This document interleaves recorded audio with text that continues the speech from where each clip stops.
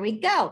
Hello, everybody. Welcome. We are all learning about the technology, snafus, and how resilient we are, how we always make it, we plow through. As my husband said to me last night, honey, I'm so proud of you. You just plowed through. Right?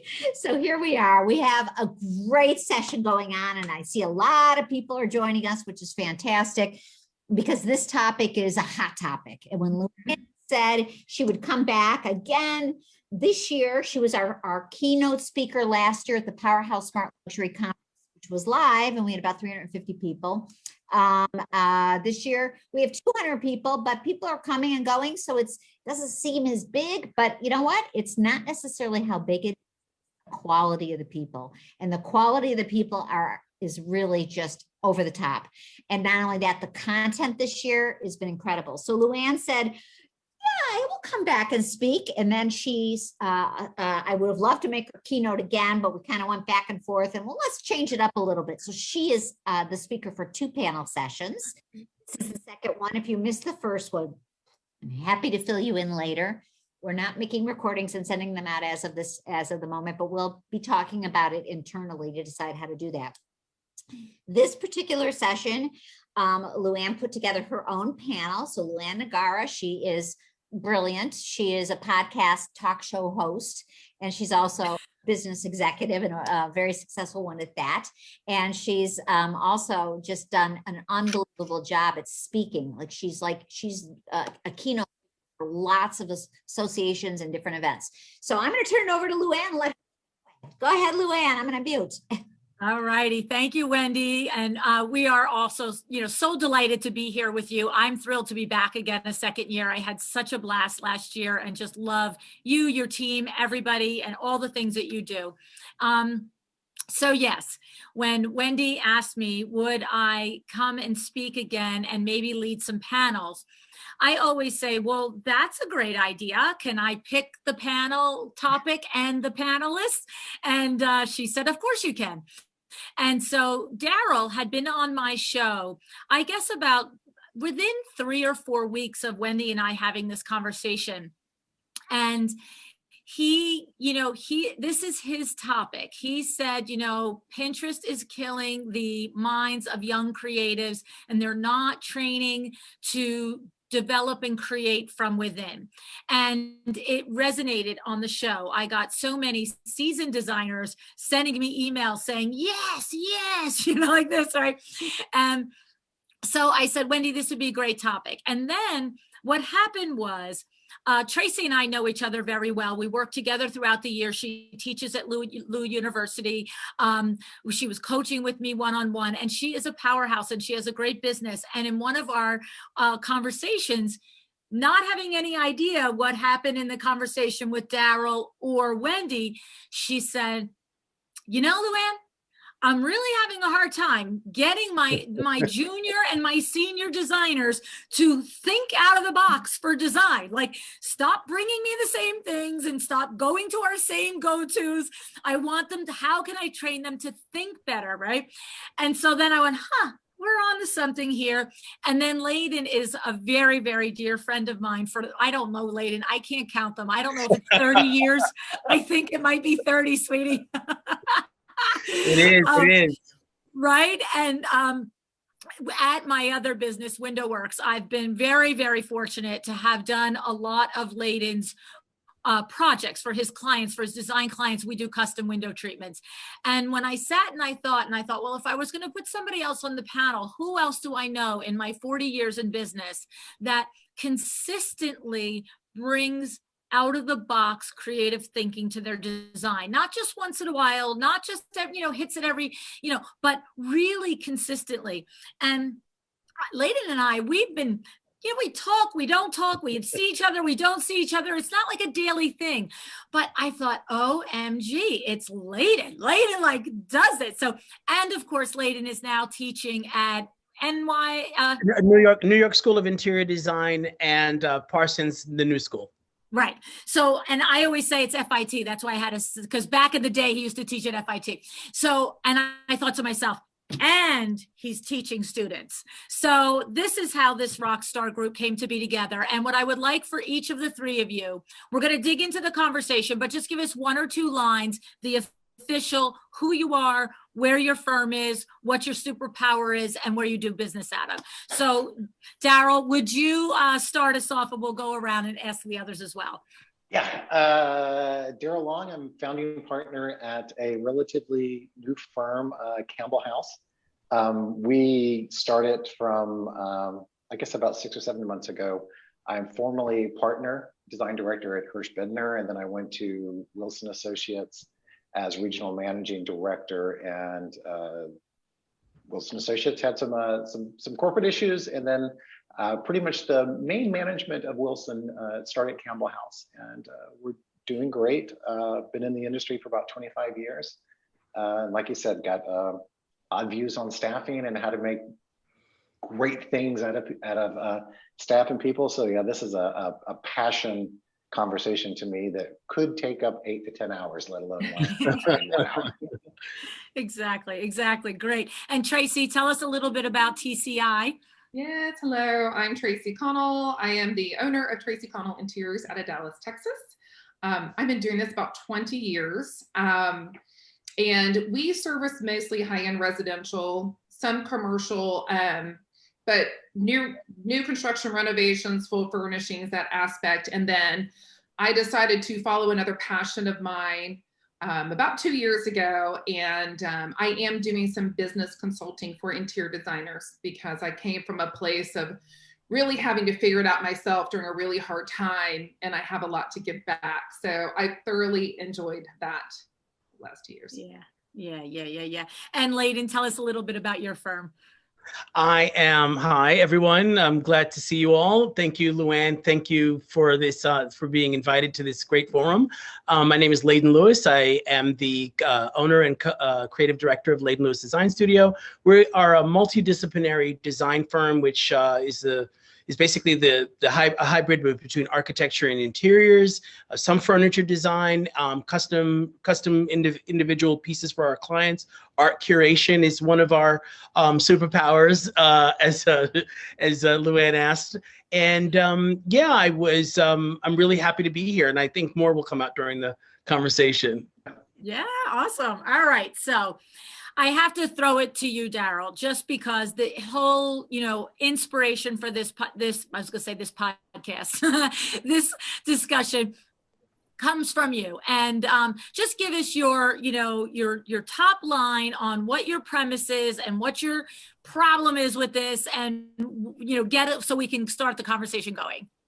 Well, it all started because I was really pissed off at a lot of staff members, because I found myself as the design director of one of the biggest firms in the world, like you said, constantly seeing the same thing over and over and over, and it being embraced. I mean, I would look at a staff member and go, why are you doing this? This is plagiarism, and they would argue with me that it wasn't.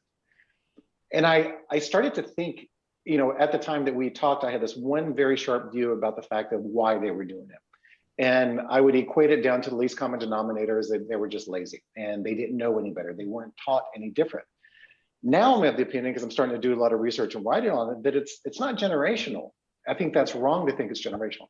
It's based off decades. If you look at every decade from the 20s, there was something significantly artistic that happened during those decades.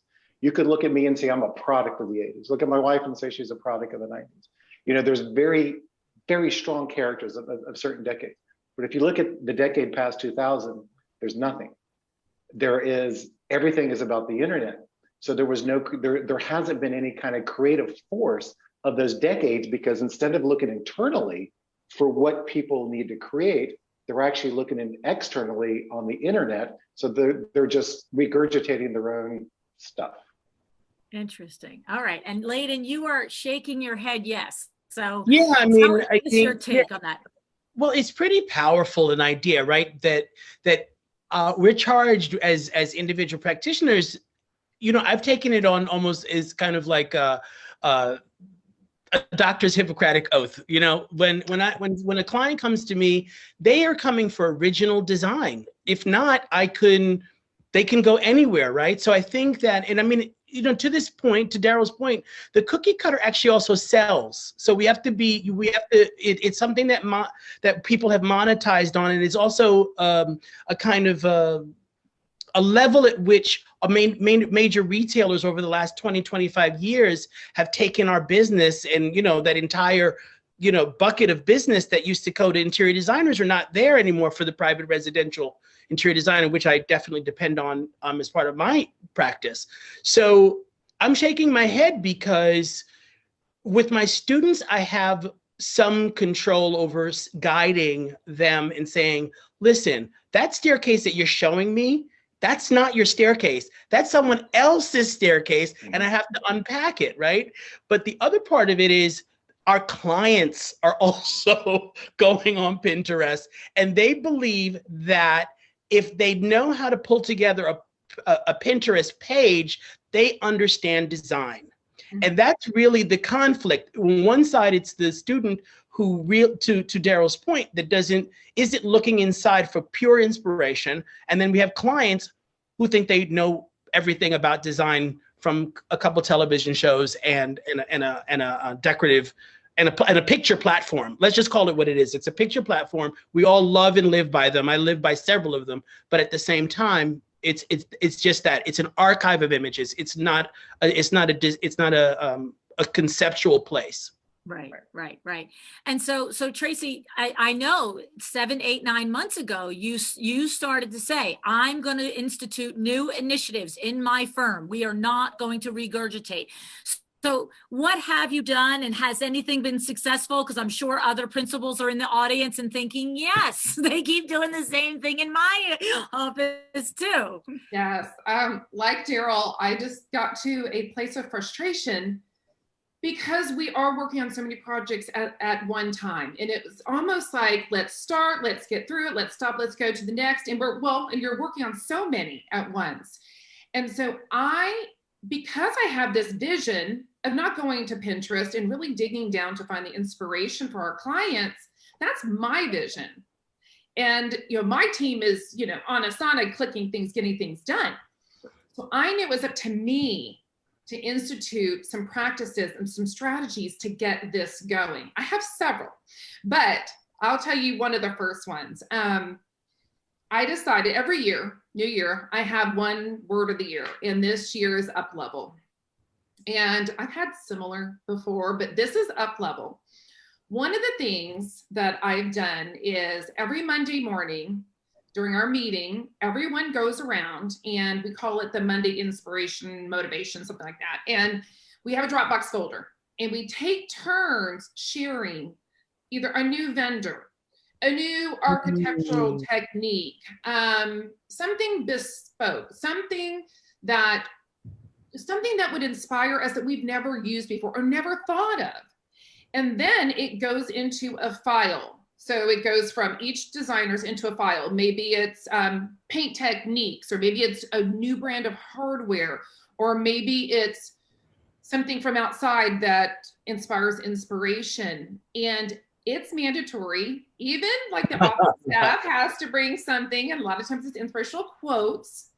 But that's one of the things that I've implemented that has been successful.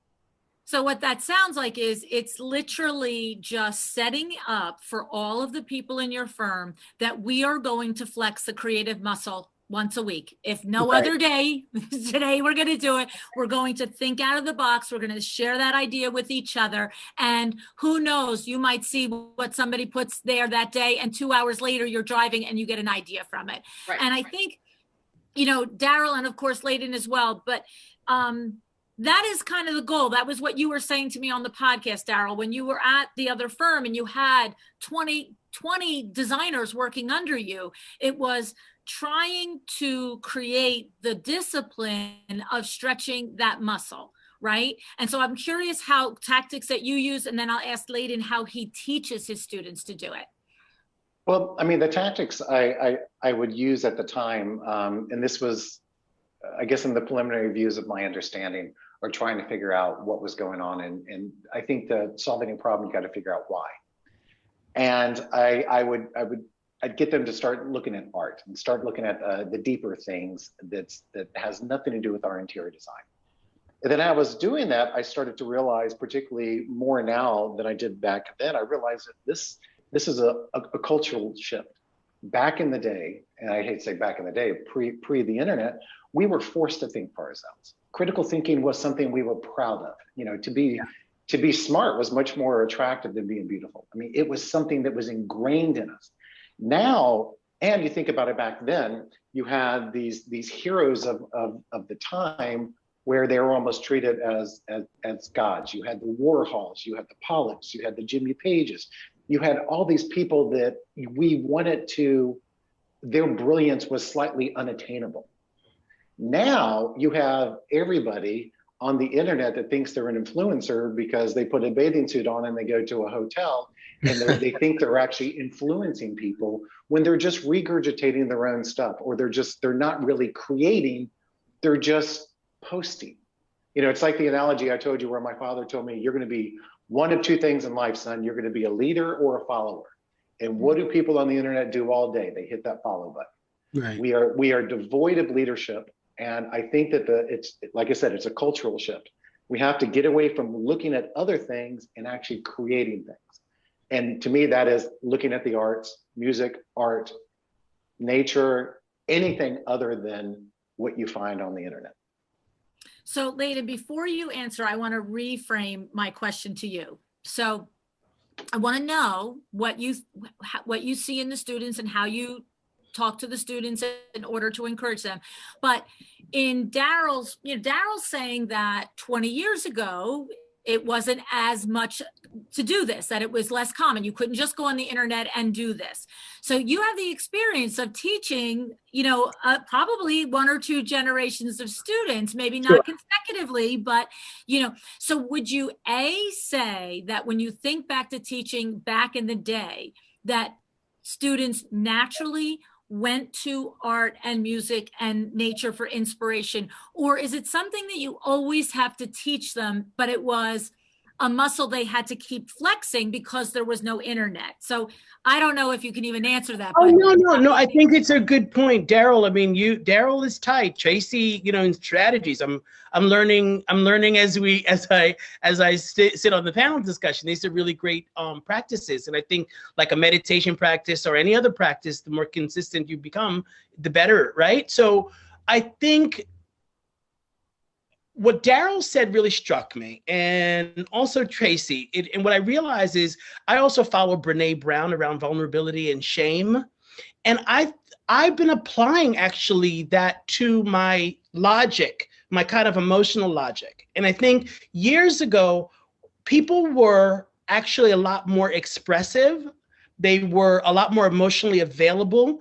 And what's happened with the internet, I think a lot of people, it's the equivalent of like being, and I'll be very direct, it's like being skinny, white, and pretty is what Pinterest does. It doesn't tell you, it doesn't allow you to go, oh, I'm going to paint all the walls black. I'm going to make the ceiling leather, and I'm going to put a sling in the middle of the stage, right? Let's just go for the most radical possible situation, right? So, but what that does, and I put that most radical thing out forward because I put that as a kind of a gauge, because it takes a certain amount of courage for a student and someone to say, you know what, this is what I believe in. I believe in it.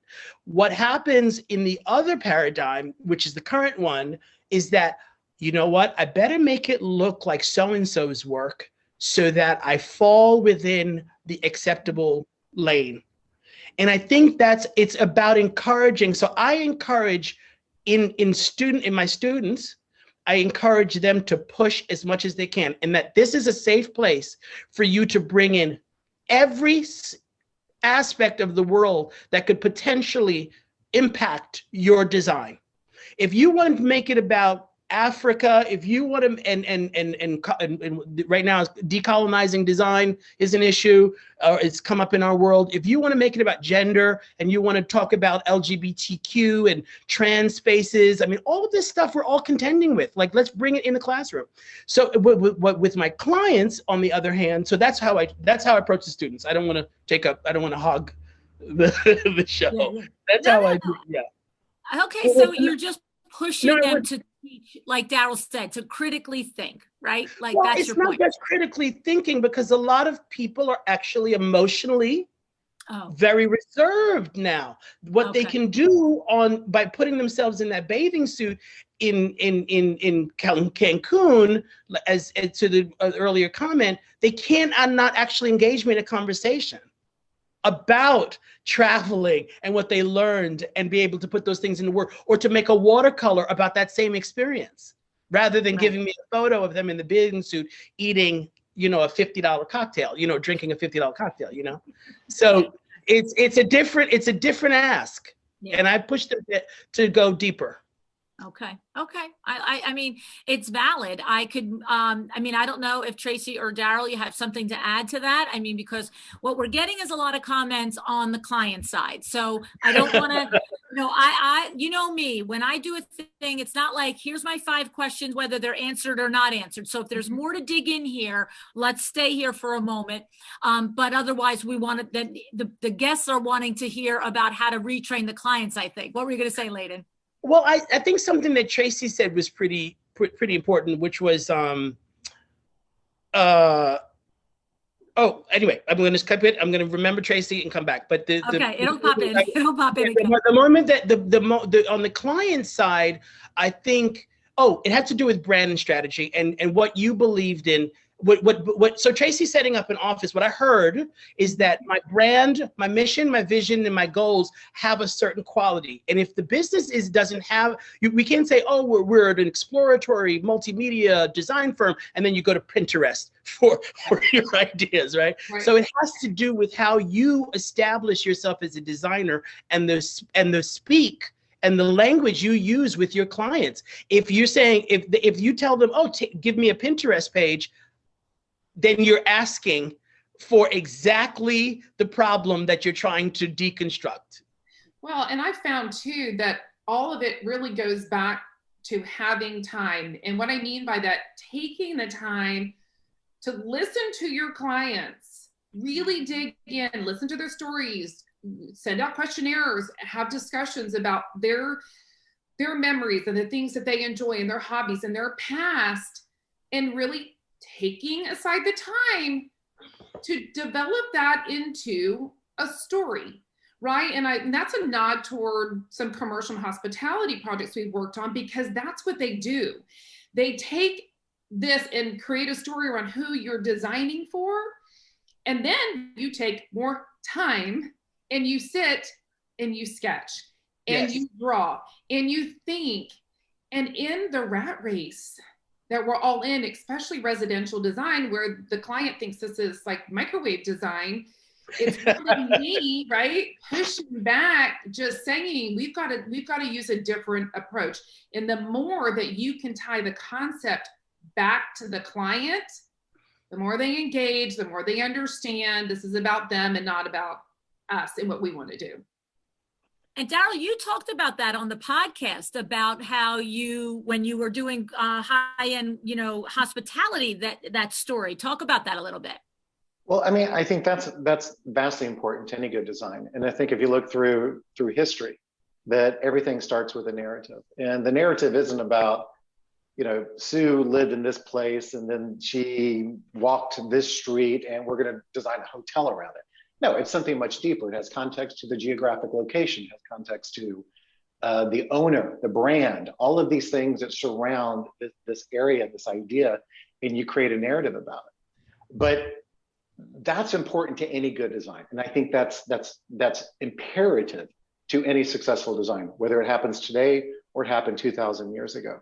But what we're living in now, as you kind of shift this conversation over towards the owners and the developers, this is a self-inflicted wound. We did it to ourselves because we allowed it to happen. And by allowing it to happen.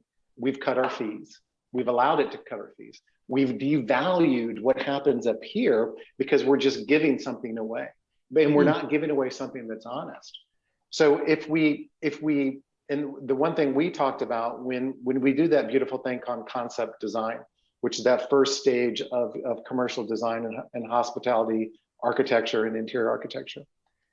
At that point, I remember a client asking me, show me something I've never seen before. Well, that was a great challenge because you can't go to the internet and show somebody that's been done before because it's never been done. So as he was challenging me to show him something he's never, or produce something that he's never seen before, I started thinking about how we present a concept. So instead of the typical of, this is what your lobby is going to look like, and here's 10 images of what your lobby could possibly look like, we decided to show him and talk to him about how we're going to design it. And use these toolbox of ideas of creativity. If you look at art, design, architecture, music, we all use the same words. Texture, line, balance, all of them, all artistic trades use those words. So you take those words as a toolbox and you apply it to how I'm going to design your space, show them how we're doing it, walk them through how we're going to do it. It's much more powerful than saying, here's 10 pictures from Pinterest of what your space might look like. Then they get attached to one, and then you're screwed for the rest of the project. But Tracy is absolutely correct. If you get the narrative right in the beginning, it's the roadmap for the rest of the project. Yeah. Okay. Well, and I think what a lot of the comments here are talking about that whole, like Leyden brought it up and you built on it. You're talking about the words that you use when you do your proposals. And he said the same. It's like, you can't say, hey, give me 10 pictures from Pinterest and then think that you're going to teach your firm and your people around you to design from within, right? And you're just saying to use the words that are common to all of art, whether it's music, painting and all the things. Okay, so now we do have this. I'm assuming Leyden is just having a little internet problem, but he'll come back, I'm sure.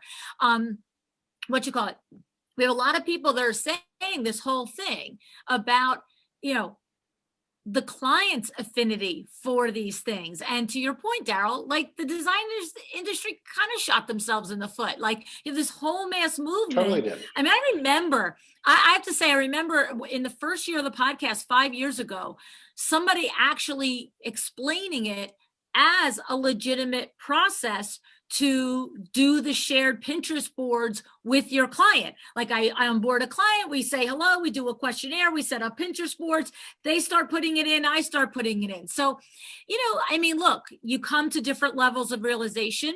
And I think when you discuss the fact that you devalue yourself as an interior designer in order, like Jeff is saying, we undervalue our professional services. I think for the professionals like you three, and probably many in our audience, when you up your game and you do create from within, then it is very hard to really argue your value, because you aren't just regurgitating something. So there's more than one reason to strive for this, right? There's the reason, which is your professional development, your professional satisfaction, but it's also how you're going to garner those higher fees, right? Would you guys agree on that as well?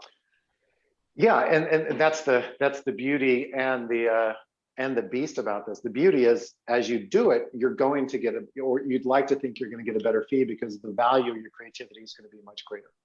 On the flip side of the coin, to Tracy's point, that might take a little longer to get from A to Z in those first parts. And sometimes it would demand it. And some developers aren't savvy enough to understand that. A lot of them are, a lot of them aren't. So our competition, who's going to cut the process,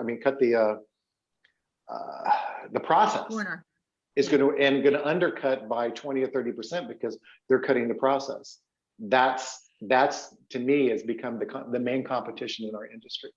When we would do a project for $1 million, we got companies coming in that would do it for $300,000 design fee because they're just regurgitating something from Pinterest. It's a challenge.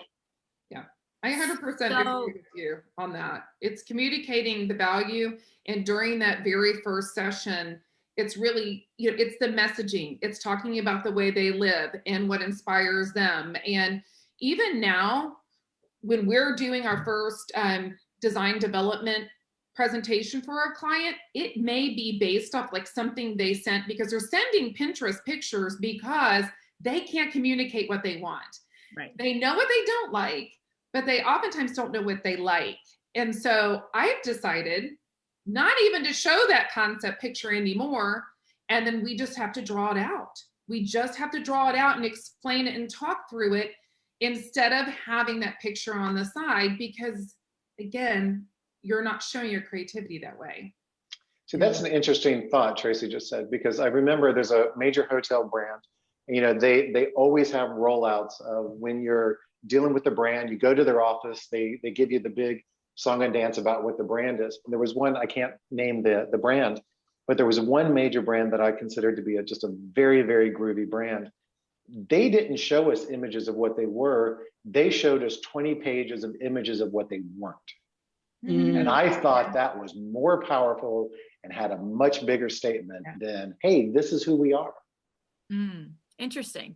Leyden, I feel like I'm sure you've had your situations just like every designer and every business owner where you didn't get the project that you were, hoping to get. But I feel like for so many of the projects that I was lucky enough to be involved with you on, were always these out of the box. Like, I feel like you just attract a client that's like, hey, if you can design it, I'm up for it. Like, you just no, but LuAnn, I have to say, to both what Tracy and Darrell was saying, my business is a reflection. The amount of design fees that I've been able to actually bill are very different because of my decision to be, as you refer to it, out of the box.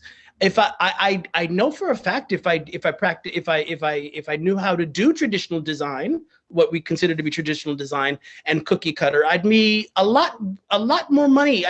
Make a lot more money than I'm currently making, right? So so what I have done is I've gotten lucky, and I've also set up that relationship from the very beginning. And to your point, I have been very fortunate that the clients that I have had, and they go with we go on a trip together. That's what I would like to say. Great. We go on a bit of a journey, and I really ask them, because I say, one of the things that I do, one of the things is one of my superpowers when I do get that client that does have synergy, is that I really ask, how far are you willing to go? Can we design all the way to the edges? And of course, we know we have to pull it back, but I'm not going to charge you more because I'm going to design you original design and really push it. That's on me. What you can handle in terms of, first, of course, costs and, and also aesthetics, wherever those two things can meet, that's where we will live. Right? Because, but it is I actually just pray and meditate for great clients. That's what I do. I don't know about the rest of everybody, but that's what I'm doing, because, we all have, it's so disheartening as a creative to have to put away your crayon, your Crayola crayon box. That's what I call it, where I get to do all that fun stuff. And if I'm only just executing their palette, I get very depressed. I get very, very depressed, and I feel very disheartened. I have to say, when you said that you meditate and you pray on and you dream for the good client, we laughed, right? But It is true. You attract 100%. what you think about, and you attract what you put out there. So, I'm not really laughing at you. I'm smiling at you. I think this is the point that I'm trying to make, that I'm trying to be completely present in my personal life, so that I can ask other people to do the same in as much as that when we become adjacent with one another, my clients, my staff, and my students. Yeah. So, where do you want to go? Like, should we talk a little, like, it's funny because you guys tell me you're the professionals, right? So in my mind, I feel like whether you do it with meditation and intention and, laws of the universe and attraction and really having those deep conversations and those conversations like both Tracy and Leyden and Darrell have alluded to with the client to really get to their story. I mean, at some point, is it a matter of just sticking to your guns and saying, my firm, I mean, can you build a business and turn business away? Can you say, no, we're not going to make this look like, you know, every 30-something interior designer on Pinterest today or Instagram today? Or do you have to take some of those and, you know, I don't know, like, I feel like it's chicken or the egg? Do you just put a line in the sand and attract it? Darrell, tell us what you think. Well, if you're going to be the preacher who preaches to the preacher who preaches to the choir, you gotta stand by a certain degree of integrity. And if I'm sitting here on, you know, a podcast with you, or doing writing, or in this forum with these great people, you know, I can't sit here and tell you one thing and turn around and like log on to Pinterest and just absolutely bastardize myself. So I think that the answer to your question is yes, yes, yes, and a couple of no's. I am, you know, I don't do residential work. I do hospitality, hotels, restaurants, spas, all that good stuff. Also, I am smart enough to realize that I'm not Frank Gehry or Renzo Piano, where there's a very specific aesthetic for a firm. I do personally have a specific aesthetic in my designs, but I work with a conglomerate of other designers in a hospitality firm. So we kind of design towards the brand or the client's needs, albeit whatever we design has to be exceptional and it has to be good. And if I wake up in the morning and or at the end of the day, I've designed 1% of what I touched is brilliant, I've had a good damn day. Mm. And as long as the other 99% is better than everybody else, I've even had a better day. but the bottom line is, you know, through meditation, Jack Daniels, yoga, whatever it is, I still stand behind it. It's the idea of critical thinking. As long as we get this muscle moving and we find the inspiration within, whether it be meditation or Jack Daniels, that's what's vastly important. It is impeccably important. There is nothing more important in our industry. Right. I agree with you. And I think on the residential side, it's so much more difficult because when you're leading a team of designers who don't necessarily have the same vision as you do of how to get to a design, then what I've had to do is, like I said, I had to strategize for my team everything that I want them to include in a design when they come to me for the first time. It's sort of as mandatory. Like I came up with, they need to have these like 5 things in every design. And it's, one is a repurposed item of some sort. One is a custom element. One is a different architectural detail. One of them is something vintage, you know, whether it's just a little perfume sprayer that sits on the bathroom counter. And then my biggest one is show me an Easter egg. Where's the Easter egg in the room that the client would be like, oh my God, like I never would have thought about that.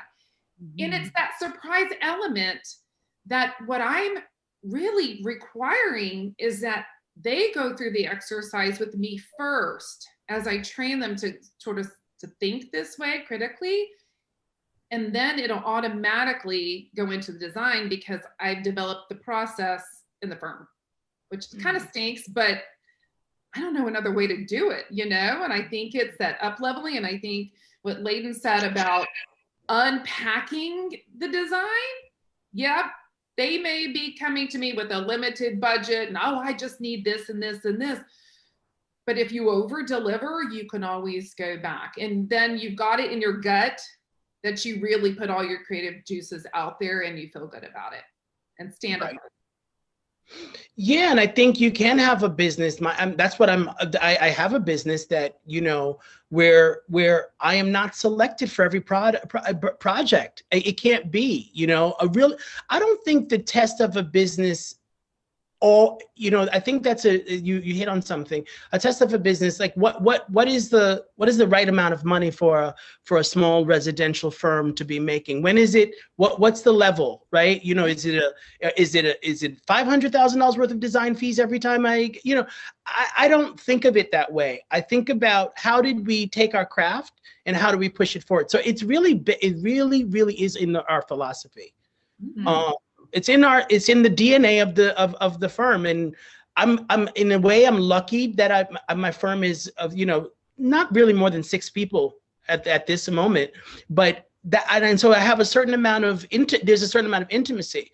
I would love to get for my firm and for other projects as I start to expand, for them to be larger and a larger group of people. And I think that exponentially, hopefully, the mentorship of those senior people will trickle down to you know, the same philosophy to the junior.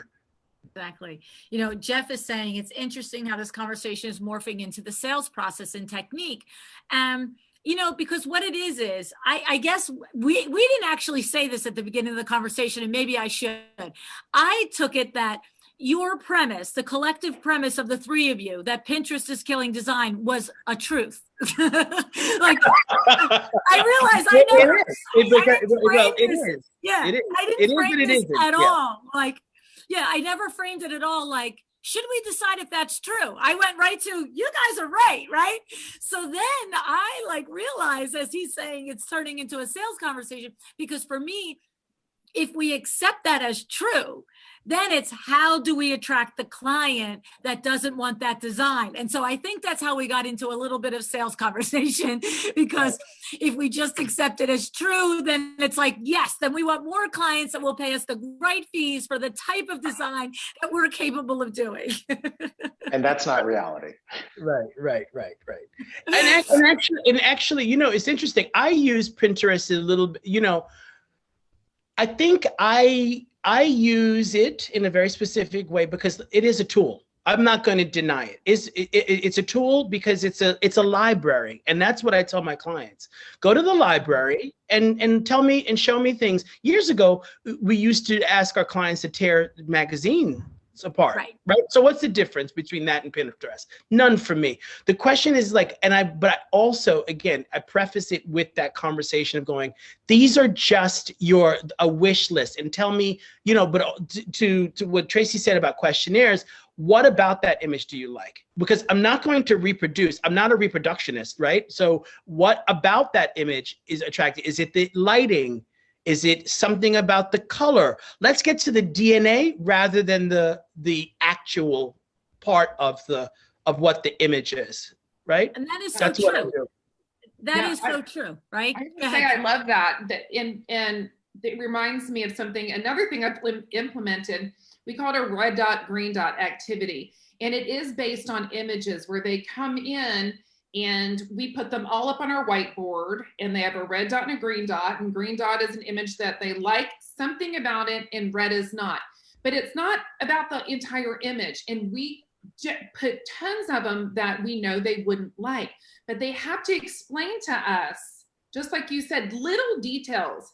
Like, I don't really love the shag on the end of the rug. Well, I never would know this, right? Oh, well, that sofa it's not wide enough so I can put my wine glass on it at night. So, I mean, those type of activities, again, now that is using concepts, but it's more about things that they're like, ooh, you know, I'm not so sure that you understand, but let me tell you why. Right. Yeah. And also it puts, Tracy, I love that, because one of the things that I think does change, and I don't know, I'm interested in what Darrell has to say about this. I think the process of design has changed, where we as the authors 25 years ago, when you and I met, LuAnn, no one knew anything. They were like, oh, Leyden, yeah, okay, sure, fine, we'll do that. Now, because they're educated, they have a little bit more agency in the design process, right? So I think what I try to do is, I think that's changed our interaction with the client, which means that they want to feel more involved and part of the creative team, as opposed to being just serviced, you know, which is the world that I grew up in the 80s, you know. And I think that's great. Oh, sorry. No, I think that's great. I think that the more that the client can become engaged in the process, at least in the hospitality industry, we do get a better project. And my hats are off to both you and Tracy. I mean, Tracy and like both of you, because I would never want to design residential. I don't have the brain for it. I don't have the capacity, and I surely don't have the patience. So my hats are off to you. It's running out, Darrell. Trust me. I agree. But what we find out in my industry, in my specific hospitality industry, is that what developers are doing is they're taking away the process. So in getting, if there's 4 steps to get to construction documentations, they're cutting out 2. So we're trying to find different ways to get to a certain degree, certain areas quicker. One person brings up, okay, technology is better. We have 3D modeling, we have all this stuff. Well, I'm not sure if that's correct either, because as a parallel analogy, if you look at when we went from, to use a music analogy, when we went from vinyl to CDs, we went from 38 minutes maximum you could put on a piece of vinyl to 78 minutes on a CD. So what you had was a band who had 8 songs on vinyl that were brilliant because they had to pick through 15 or 20 to get to 8, to a CD. Now they just put 5 to 6 extra fillers, and it went from brilliant to being semi-crap. Sorry, I shouldn't have said that word. But anyway, so technology doesn't necessarily make us bigger. I mean, you have people making music on a computer right now that do not know how to even play one note. So to use that as a crutch, I don't think is right. But do I have an answer to get from A to Z with taking half of the alphabet out right now? Honestly, I don't. I think that's the constant struggle that our industry is going through, because we are going through changes. There are people like us, more people like us than I expected, that want to go back to the heritage of design, the heritage of creation. I shouldn't use the word design, the heritage of creation, because what we produce is going to be it's going to last a lot longer. I think the word trend is bad. I think that creating something that is here 10 years from now is more important than creating something hip that's going to go in a magazine and be dated a year from now. So it is a constant struggle on how our industry is going to evolve, because I think we're in a pretty particular place right now. You know what? Paula has a question, and she's saying, Leyden, does a client ever ask you why the designer who did the work for the Pinterest photo was less correct about a solution design concept than what you're suggesting? And I'm not so sure that that's what we're saying, right? No. I mean, not less correct. I don't see as correct or incorrect design. I don't practice that particular philosophy. So, I would say that there's something that is in the image that has triggered an emotional or an intellectual response, and I want to know that information so that I can take that, which I can have control over, and pull it into the work that we're doing together for that client. Right. It's not that you tell me if I'm hitting it. It's not that I hear what you're saying. You want to know what spoke to the person, because I believe in window treatments, we used to have the magazines and all the books in the window treatment books. And if I had a nickel for every time in, the 80s that I showed somebody a picture of a balloon shade and they said, I don't want that. That's too fussy. And then I said, oh, how about this? And here's another balloon shade. I don't tell them that, but this one is in solid blue instead of purples and yellow greens. They're like, that's what I want. Oh, you want that one. Okay. So it really, they don't. You like the shape, but not, you're right. That's a perfect example. You want the shape, but you don't want the pattern. That's a perfect Exactly. example. Or one was like in a little girl's room and one was in a study. And it's like, well, I'm not doing a nursery. I'm like, okay, sweetie, we can make it for different rooms. I got, it's really very flexible. It's called balloon shades do not belong only in nurseries. Agreed. We can all agree on that. Anyway, so the thing is that with the Pinterest analogy, I think what it is it's not so much that you're saying, any of you are saying that the design is wrong in the Pinterest. What you're saying is it's not your design. It's not proprietary. And if you're a designer that has some chops and it has some desire to reach a level of competency and aspiration for yourself, it's not to just take somebody's well-designed room in Pinterest and sell it again. It's like you said earlier, it's plagiarism, right? Right. Yeah. Right. 100%. Yeah, so it's not that it's badly designed. Some of it is, but that's not the problem with Pinterest. Yeah. And you got a really bad employee if they're pulling a really bad design, poorly designed Pinterest and showing it to you. So you've got a double whammy. You got a big problem. That's a whole other problem. That's an HR. That's Now you yeah, have even bigger problems. yeah. You got an aesthetic issue and a stealing issue. Exactly. I love it. Well, the thing about it is that I think that we don't talk about that. But for example, at New York School of Interior Design, there is a plagiarism standard, and it's not something that I had an experience because my alma mater is Parsons, but they're very clear that you cannot even use your own work from a prior semester in a current project, in a current semester's project. That's considered self-plagiarism. So again, we're back at before sales at what is your personal or your business's philosophy. Right. Yeah, that's when you plagiarize your own work, that's actually just called I'm lazy. Exactly. Lazy, tired. I did it once, let's do it 20 times. Well, and those are the questions you have to ask yourself. Why, because honestly, and also the other part of it is as a designer, I know I have an ego. I want to get validated. I'm going to send an editor at a magazine or a publication an interesting thing. And I would find it harder to be denied that interesting thing over something that's normative, right? I think as a business strategy, it works to even if your entire practice isn't based on all, conceptual design or critical thinking, at least X amount should be dedicated to it. So you use that as a sales tool, because the journalists and publications, they don't want cookie cutter. Right. No. Story, right? Right. It's a So story you're that goes actually with that. shooting yourself in the foot by answering all your clients, by being an executioner for an expediter for your clients, not an executioner, right? Don't kill them. The thing is, we all want that cool project. I mean, Yeah. that's what we all, when it's all said and done, that's what we go after. That's what wakes us up. What makes us wake up in the morning is finding that cool project and then having the opportunity to design it.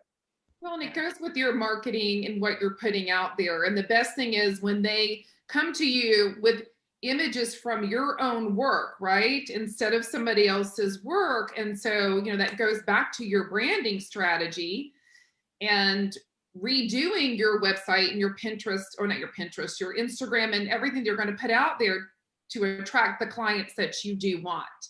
And back to Laden's point on using it as a strategy for publication and editors, yes, those really cool projects that you're so proud of and they're different and unique, but they often also want the story behind it. And so, if you're starting with the story, the really cool story that's going to attract the attention, sometimes the design flows from there too.